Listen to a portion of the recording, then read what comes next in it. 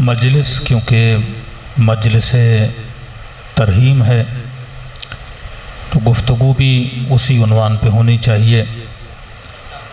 तरहीम का मतलब कि एक ऐसी निशस्त जिसमें हम किसी के लिए रहमत की दुआ करते हैं, जबकि रहमत की दुआ की ज़रूरत हमें भी है, लेकिन मजलिस ये पैगाम लेकर आती है कि अगर जिंदों को रहमत की ज़रूरत है तो उनसे ज़्यादा मुर्दों को रहमत की ज़रूरत है। अब सवाल ये उठता है कि रहमत अल्लाह की कब हमारे शामिल हाल होती है, जबकि कुरान मजीद में आप हर सूरत की इब्तदा में बिस्मिल्लाह पढ़ते हैं, और बिस्मिल्लाह में जिस सिफत का ज़िक्र हम करते हैं वो है बिस्मिल्लाहिर्रहमानिर्रहीम। ये दो सिफ़ात हैं कि जिनका ज़िक्र, जिनकी मदद इंसान अल्लाह से मांगता है। लफ्ज़ अल्लाह अल्लाह की तमाम तर सिफ़ात का मजमुआ है।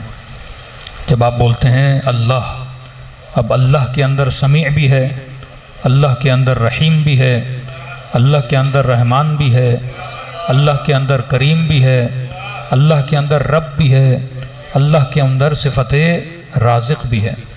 यानी जितनी 99 सिफ़ात या ज़ियारत जोशन कबीर की जितनी सिफ़ात हैं वो लफ्ज़ अल्लाह में मौजूद हैं, क्योंकि अल्लाह इस्म ज़ात है, खुदा की ज़ात का इस्म है अल्लाह।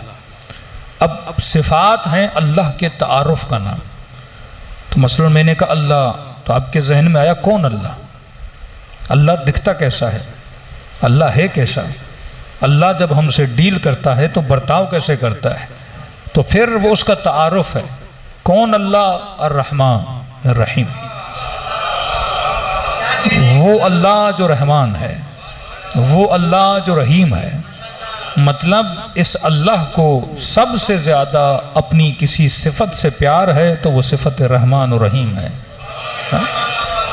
ये भी खुदा कह सकता था कि बिस्मिल्लाहिल करीम, बिस्मिल्लाहिस समी, बिस्मिल्लाहिल बसीर, लेकिन ये नहीं कहा नहीं, मदद मांगता हूँ उस अल्लाह से, मुआविनत मांगता हूँ उस अल्लाह से, मैं साथ चाहता हूँ उस अल्लाह से, मैं उस अल्लाह के रंग में रंगना चाहता हूँ जो रहमान भी है रहीम भी है। अब अगर शुक्र किया जाता है तो इसी रहमान और रहीम का किया जाता है। सबसे पहले एक चीज़ समझ लीजिए कि जिस सूरत को खुदा ने हर मुसलमान पे पढ़ना वाजिब किया, मतलब अगर आपके बच्चे को इन्ना आतैना नहीं आती तो कोई हर्ज नहीं, अगर आपके बच्चे को इन्ना नज़लना नहीं आता तो कोई हर्ज नहीं, अगर आपके बच्चे को आयतुल कुर्सी नहीं आती तो कोई हर्ज नहीं। हर्ज का मतलब कोई गुनाह नहीं, न कब्र में सवाल होगा न क़यामत में सवाल होगा। लेकिन अगर इस मस्जिद में बैठे हुए किसी फर्द को हम्द नहीं आती, तो मैं कह सकता हूं वो तारिक सलात भी है, वो शायद मुनकिर सलात भी है, और वो शायद फासिकीन की कैटेगरी में भी चला जाए, क्योंकि जो हम्द नहीं जानता इसका मतलब वो नमाज नहीं जानता। जो नमाज नहीं जानता तो मुसलमान कैसा? तो मतलब मुस्लिम के लिए सबसे पहली हिफ्जियात जिसे याद करना जरूरी है वो सूरह हम्द है। क्या मौलाना बेटा बालिग हुआ तो कहा कि सूरह हम्द सिखाओ, नमाज सिखाओ, लेकिन हज तब वाजिब होता है जब बंदा साहिब हैसियत बने। लेकिन हम्द फकीर के लिए भी है,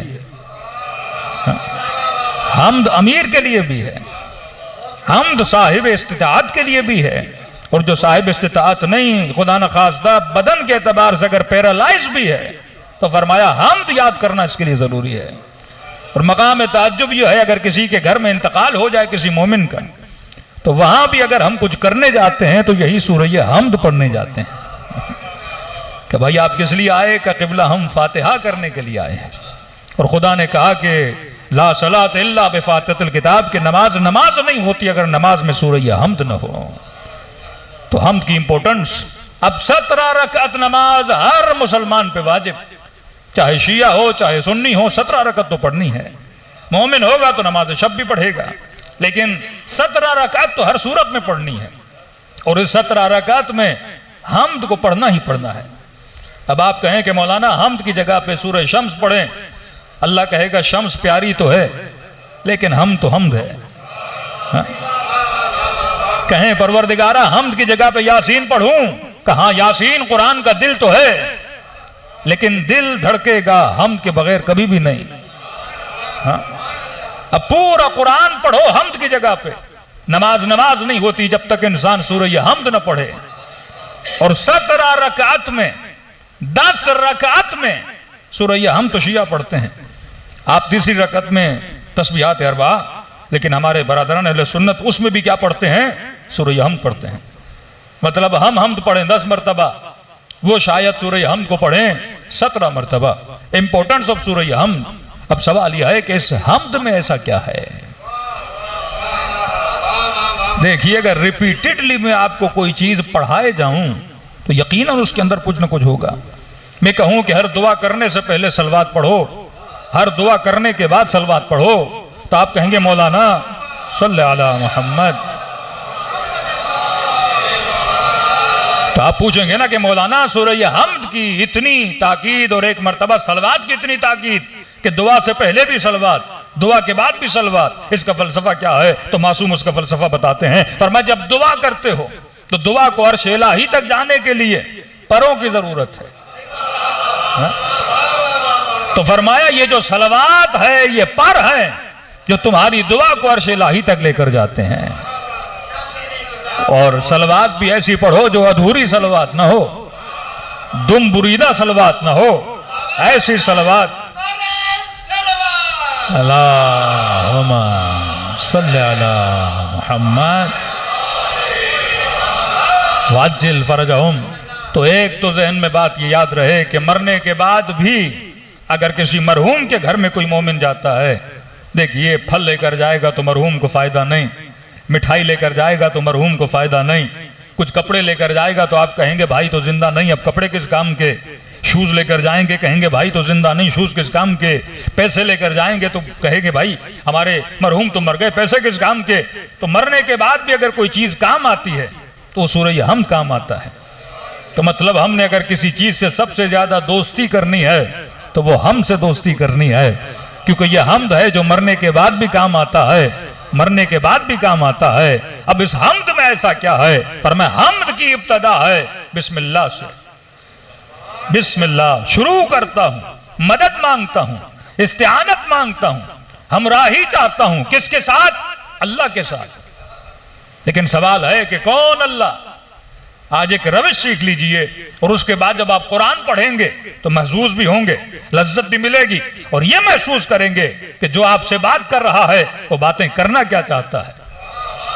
हाँ? किसी आलिम ने कहा कि अगर अल्लाह से बात करनी है तो फरमाया कुरान पढ़ो, अगर अल्लाह की बातों को सुनना चाहते हो तो कुरान पढ़ो। और कहा कि रब से बात कैसे की जाती है, अगर यह सीखना है तो दुआए कुमैल पढ़ो।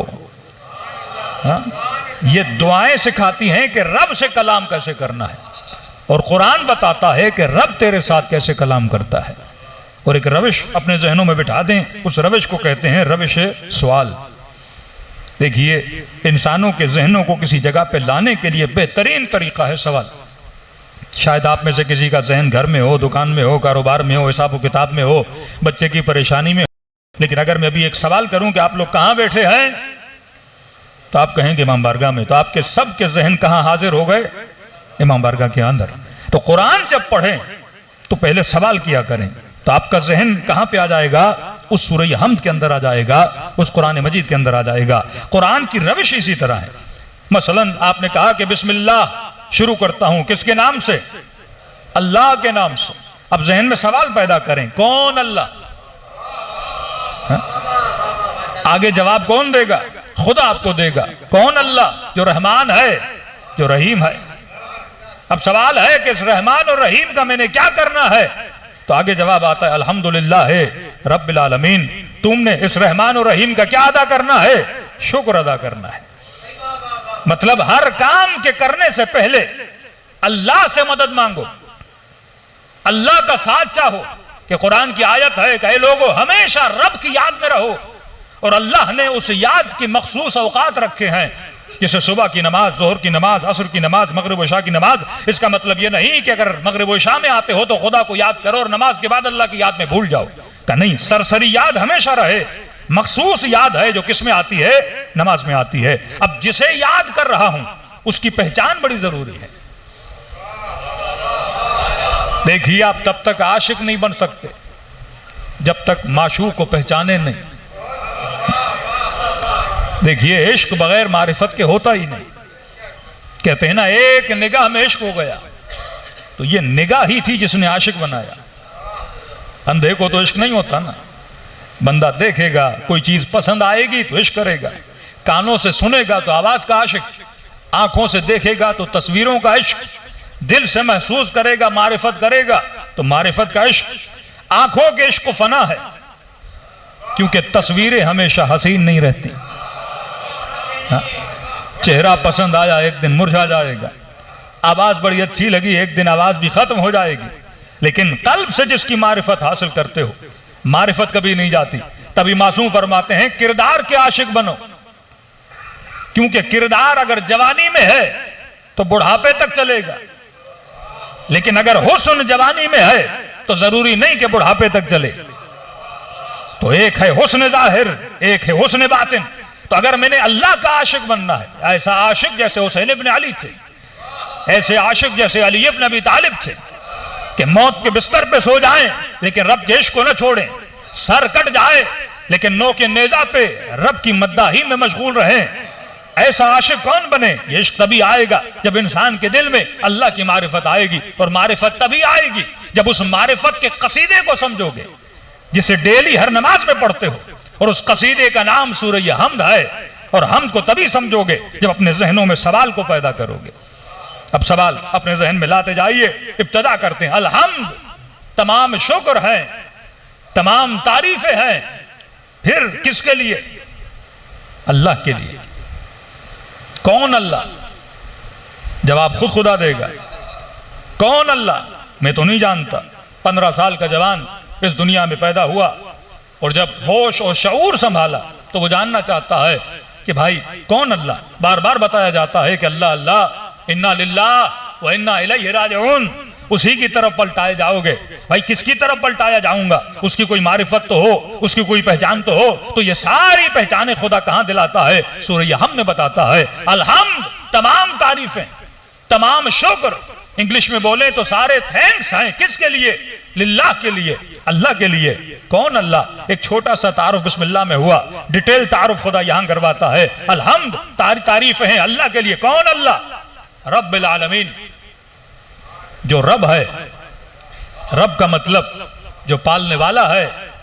क्या सिर्फ मेरा पालने वाला है? फरमाया नहीं, आलमीन का पालने वाला है। यहां भी तुझे पालेगा, कब्र में जाने के बाद भी तुझे पालेगा। मतलब मुआमिला यहां भी उसके साथ है, मरने के बाद भी मुआमिला उसके साथ है। लेकिन फिर जहन में सवाल पैदा हुआ, वो रब क्यों है? भाई फ्री में तो कोई रुबूबियत नहीं करता। आपने घर में एक नौकर को रखा और उसको मंथली 30,000 40,000 तनख्वाह दे रहे हैं, गोया उसको पाल रहे हैं। तो सवाल है, मैं उसे क्यों पाल रहा हूं? तो जवाब यह मिलेगा कि नौकर गाड़ी चलाता है, घर की सफाई करता है, सब्जी और साजो सामान मेरे घर में लेकर आता है, तो इसके एवज मैं उसको तनख्वाह देता हूं। तो सवाल है कि खुदा फ्री में क्यों पाल रहा है? आसमान से बारिश बरसाई फ्री में, एक दाना मैंने जमीन में डाला, 100 दाने करके निकाला फ्री में, ऑक्सीजन दे रहा है फ्री में, 2 किडनीज दी फ्री में, एक दांत भी अगर हॉस्पिटल में जाके चेंज करवाओ तो लाखों के खर्चे करने पड़ते हैं, उसने 32 दे दिए फ्री में। मतलब आपने कोई पैसे तो नहीं दिए खुदा को, लेकिन जो कुछ वो दे रहा है फ्री में दे रहा है। तो परवरदिगारा, ये रुबूबियत फ्री में क्यों कर रहे हो? तो जवाब दिया, एक सिफत की वजह से रब हूं, अल्हम्दुलिल्लाह रब्बिल आलमीन, मैं सारे आलमीन का पालने वाला हूं। क्यों पालने वाला हूं? फिर कहा, क्योंकि मैं रहमान हूं, मैं रहीम हूं। अगर मैं रहमान न होता तो मेरा करम न होता, अगर मैं रहीम न होता तो मेरा करम न होता। शायद कोई कहे कि आज मैं वर्ष अज़ा पर क्यों हूं? क्योंकि अगर वो रहीम न होता तुझे हुसैन की मजलिस में न बुलाता, अगर वो रहमान न होता तुझे कभी अली का शिया न बनाता। ये जो कुछ कर रहा है वो तो सिफात की वजह से कर रहा है, क्योंकि वो रहमान है, क्योंकि वो रहीम है। अब सवाल यह है कि इन दोनों का मसदर एक है, लफ्ज रहमान और लफ्ज रहीम, लेकिन अल्लाह ने दो सिफात क्यों लाई? मुफस्सिर फरमाते हैं सिफत रहमान रहमत आम है, कि मतलब जब बारिश बरसाता है तो बारिश के कतरों को यह नहीं कहता कि अली वालों के घर में बरसना पर यजीदियों के घर में न बरसना। वो रहमान है क्योंकि उसने हुसैनियों को भी खल किया, यजीदियों को भी खल किया, क्योंकि खल किया है। अब रिज्क देना किसकी जिम्मेदारी है? उसकी जिम्मेदारी है। आप पूरी दुनिया अल्लाह की मुखालिफ हो जाए, वो कभी गंदुम के दाने को ये नहीं बोलेगा कि ये मेरा नाफरमान बंदा जब जमीन में गंदुम का दाना डाले, ऐ दाने 100 दानों में न बदलना। वो कभी सेब के दाने को नहीं कहेगा कि जब जमीन में जाओ तो मकाम तकामुल तक ना आना, क्योंकि ये नाफरमान है, तुमने सेब नहीं बनना। वो कभी शिकम मादर में किसी नुत्फे को ये नहीं कहता कि तुमने कंप्लीट बच्चा नहीं बनना, क्योंकि उसने आपको खल किया है। तो हिदायत देना उसकी जिम्मेदारी है, जिसे हिदायत तकमीली कहते हैं। मतलब दाने को सिखा दिया है कि उसने सेब कैसे बनना है, तरबूज के दाने को बता दिया कि उसने तरबूज कैसे बनना है, शहद की मक्खी को सिखा दिया कि उसने शहद कैसे बनानी है। लुकमा जब शिकम में जाता है उसने लुकमे को बता दिया कि इसने खून के जर्रात में कैसे बदलना है। उसने हर शय को हिदायत दी है। यह हिदायत तकवीनी है, यह हर किसी को हिदायत देता है। यह सिफत रहमान की वजह से है, लेकिन इसको शऊर देके फर्श अज़ा पे लाना है, यह सिफत रहीम की वजह से है। हाँ।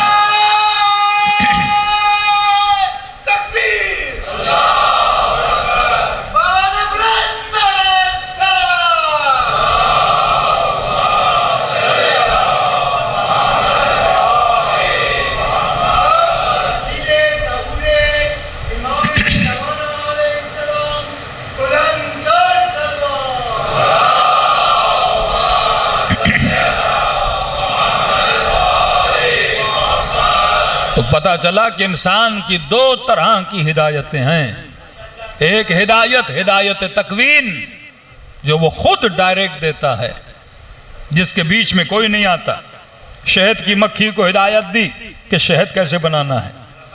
आपकी किडनीज को हिदायत दी कि बॉडी के अंदर चीजों को फिल्टर कैसे करना है। आपके दिल को हिदायत दी कि उसने धड़कना कैसे है। आपके बालों को हिदायत दी कि सियाही के बाद सफेदी में कैसे बदलना है। आपके बदन को हिदायत दी कि जवानी के बाद बुढ़ापे की तरफ कैसे जाना है। आपके बदन को हिदायत दी कि कब्र में जाने के बाद इसने मकाम फना तक कैसे पहुंचना है। यह हिदायत खुदा देता है, इसमें कहीं किसी जगह पे सीखने की जरूरत नहीं है। उसने चूंटी को हिदायत दे दी कि इसने जमीन के अंदर अपने घरों को कैसे बनाना है। इसने चिड़िया को हिदायत दे दी उसने घोंसला कैसे बनाना है। कोई चिड़िया दुनिया की किसी यूनिवर्सिटी और स्कूल में नहीं पढ़ती। यह हिदायत हिदायत तकवीनी है। उसने आपको हिदायत दी है कि बदन को ग्रो कैसे कराना है। उसने आंखों को हिदायत दे दी, उसने हाथों को हिदायत दे दी। आज मैं कलाम कर रहा हूं, मेरी जबान को हिदायत दे दी है कि सांस कैसे निकलेगी, जबान अल्फाज को कैसे बनाएगी। यह सारी हिदायत हिदायत तकवीन है। यह सिफत रहमान की वजह से है। लेकिन एक हिदायत हिदायत तशरीह है, और वो हिदायत तब तक नहीं मिल सकती जब तक सिफत रहीम शामिल न हो। और फरमाया ये हिदायत तब तक नहीं देता जब तक बंदा मांगे ना। ये दूसरी हिदायत मांगने पे मिलती है। 24 घंटा घर में बैठ जाओ पर नीयत हिदायत ना हो, खुदा कभी हिदायत विलायत अता नहीं करेगा। ये दो तरफा हिदायत है। एक यक तरफा जो सिफत रहमान, एक दो तरफा जो सिफत रहीम है। जब तक मांगोगे नहीं तब तक हिदायत दूंगा नहीं। अरबी में दो लफ्ज हैं, लफ्ज यशा और लफ्ज युरीद। युरीद का मतलब सिर्फ अल्लाह का इरादा, यशा का मतलब तेरा भी इरादा होना चाहिए, मेरा भी इरादा होना चाहिए। हिदायत की बात जब भी करता है तो अल्लाह यशा बोलता है, मतलब तू हिदायत चाहेगा तो मैं हिदायत दूंगा। अगर तू मारिफ के मकामात को हासिल करना चाहेगा, जिद्दोजहद करेगा, तो मैं खुदा तुझे हिदायत दूंगा। तो कौन रब? जो रहमान भी है, जो रहीम भी है। मतलब ये रब इसीलिए है क्योंकि ये रहमान है। अगर वो रहमान ना होता वो कभी भी रुबूबियत न करता, क्योंकि वो रहमान है। वो बादलों को उठाता है, समंदरों के खारे पानी को आसमान तक लेकर जाता है और फिल्टर करके मीठा करके वापस तुम्हारे तक पहुंचा देता है। क्योंकि वो रब है, वो एक दाने को 100 दानों में बदल देता है। क्योंकि वो रब है, तुम्हारे बदन में तवानाई अता करता है। तो इस पालने का मतलब ये नहीं जिस तरह माँ बाप पालते हैं, ये पालना हिदायत तकवीनी का पालना है। असल में दूध तो माँ देती है, लेकिन माँ के सीने में दूध किसने दिया? उस रब ने दिया। और अजीब है कि जब माँ को दूध दिया, ये दूध न ज्यादा ठंडा था न गर्म था, ताकि बच्चे को तकलीफ ना हो। और जब माँ को दूध दिया तो आप कहेंगे कि मौलाना बच्चा पैदा हुआ तो बच्चे को दांत क्यों नहीं दिए? क्योंकि बच्चे ने दूध पीना है ताकि माँ को तकलीफ ना हो, इसे दांत नहीं दिए। मतलब जब बच्चे को दांत आ जाए, इसका मतलब अब इसे दूध छुड़वाना चाहिए। अब वो गजा दो जो दांतों के लायक हो, और ऐसे ही गजा दी जिसके अंदर सारी विटामिन पाई जाती थी। मतलब सारा बंदोबस्त कर रहा है, क्योंकि वो क्या है? रब है। ये हिदायत तकवीनी है जो हर बंदे को देता है, वो चाहे उसे माने या न माने, ये हिदायत खुदा ने देनी है। लेकिन एक हिदायत तशरीई है जो सिफत रहीम की बुनियाद पे आती है, और वो मुसलमानों को देता है, वो मोमिनों को देता है। जो इस हिदायत को लेना चाहते हैं उनको ये हिदायत लेना चाहता है। तो यहां तक समझ आ गया कि अल्हम्द, शुक्र है, तारीफें हैं। यहां पे दो ही अल्फाज मिले हुए हैं, शुक्र भी उसका, तारीफ भी उसकी। शुक्र क्यों? फिर सवाल, शुक्र क्यों? क्योंकि वो रब है, क्योंकि पाल रहा है, मैं उसका शुक्रिया कर रहा हूं। तारीफ क्यों? देखिए दो लफ्ज हैं ना, आपने खूबसूरत तस्वीर को देखा, आप कहते हैं कितनी अच्छी तस्वीर, तारीफ की, लेकिन कभी ये नहीं कहते शुक्रिया तस्वीर। क्योंकि तस्वीर तस्वीर है, तो तस्वीर का कमाल नहीं, मुसव्विर का कमाल है। तो शुक्रिया मुसव्विर का, तारीफ तस्वीर की। दुनिया मकाम तारीफ तक तो आई, मकाम शुक्र तक नहीं आई।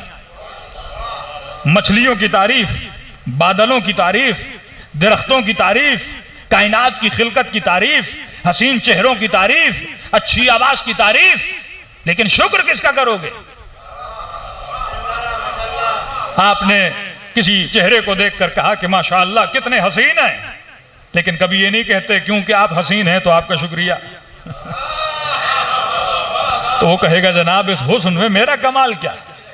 हाँ, लेकिन अगर कोई डॉक्टर प्लास्टिक सर्जरी कर दे तो शुक्रिया बनता है, क्योंकि उसने बिगड़ी हुई नाक को सीधा कर दिया, बिगड़े हुए चेहरे को अच्छा कर दिया, काली सी खाल को सफेद कर दिया। तो आप कहते हैं क्योंकि आपने क्रिएट किया है इस चीज को, तो आपका शुक्रिया। तो मेरे चौथे इमाम फरमाते हैं अजीब है वो इंसान जो दरख्तों को देखकर दरख्त की तारीफ तो करता है, पर खालिक के दरख्त की तारीफ नहीं करता। तो तारीफ उसकी की जाती है जो अच्छा दिखे, शुक्र उसका किया जाता है जिसने उसे बाकमाल बनाया है। तो अगर ये तसव्वुर ज़हन में आ जाए तो रोज जब अपनी तस्वीर को आईने में देखो तो कहा करो अल्हम्दुलिल्लाह रब्बिल आलमीन। जब चलो तो कहो अल्हम्दुलिल्लाह रब्बिल आलमीन। जब खुशबू मशाम तक आए तो कहो अल्हम्दुलिल्लाह रब्बिल आलमीन, क्योंकि सारी कायनात को कमाल देने वाली जात कौन है? अल्लाह की जात है। जब ये सुनो कि अली इब्न अबी तालिब फातिह खैबर और खंदक है तो कहा करो अल्हम्दुलिल्लाह रब्बिल आलमीन। ये यदे मुश्किल कुशाई किसी ने अता किया तो वो जात किसकी थी? अल्लाह की जात थी। अगर मोहम्मद को नबी बनाया तो किसकी जात थी? वो अल्लाह की जात थी। ये सारे कमालात देने वाली जात किसकी है? वो अल्लाह की जात है। तभी कहो अल्हम्दुलिल्लाह रब्बिल आलमीन। ये जो कुछ हो रहा है वो सिफत रुबूबियत की वजह से हो रहा है। और वो रब क्यों है? क्योंकि वो रहमान है, क्योंकि वो रहीम है।